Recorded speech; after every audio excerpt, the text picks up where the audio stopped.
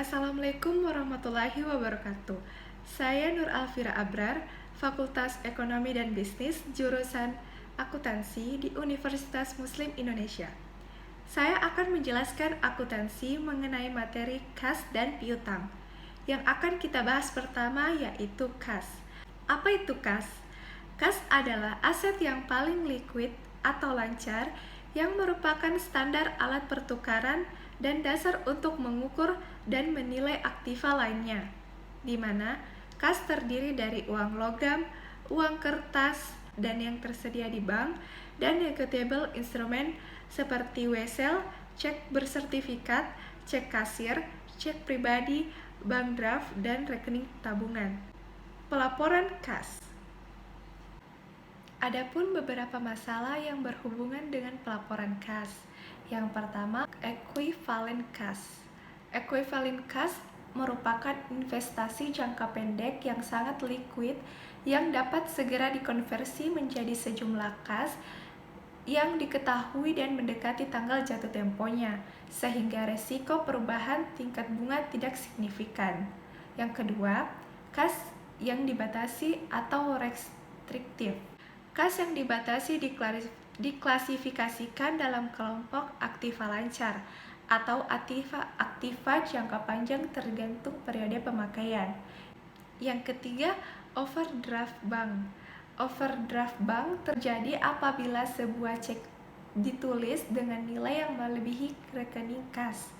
Hal tersebut harus dilaporkan sebagai kewajiban lancar dan secara umum ditambahkan dan dilaporkan sebagai utang usaha. Selanjutnya, piutang. Arti piutang itu sendiri adalah klaim terhadap pihak tertentu yang penyelesaiannya bisa dalam bentuk uang barang dagang dan jasa.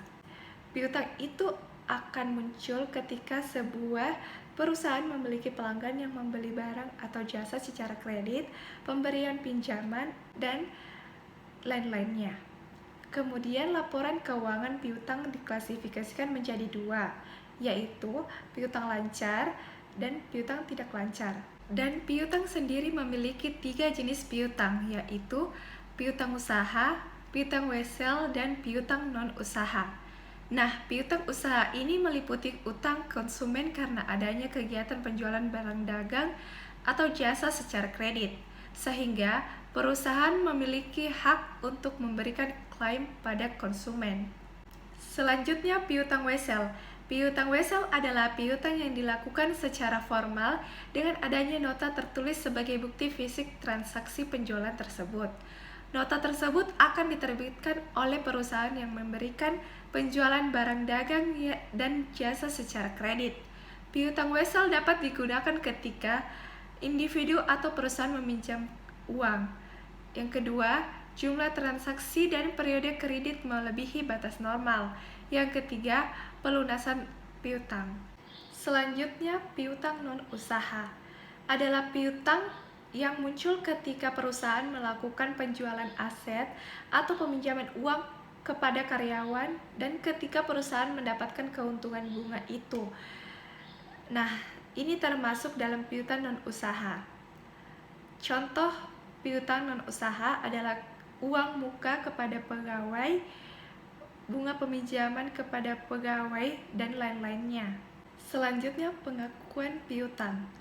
Dalam melakukan pengakuan piutang, dibutuhkan yang namanya harga pertukaran. Harga pertukaran ini adalah jumlah yang terutang debitur. Biasanya harga pertukaran ini akan dibuktikan dengan beberapa jenis dokumen, seperti faktur. Selain itu, ada juga faktor yang biasa mempengaruhi harga pertukaran, yaitu ketersediaan potongan, lama waktu antara tanggal dan penjualan, dan tanggal jatuh tempo. Contoh potongan piutang adalah dengan adanya pernyataan seperti 2/10, N/30, atau 2/10. Sekian pembahasan materi kas dan piutang. Semoga bermanfaat ya. Terima kasih. Assalamualaikum warahmatullahi wabarakatuh.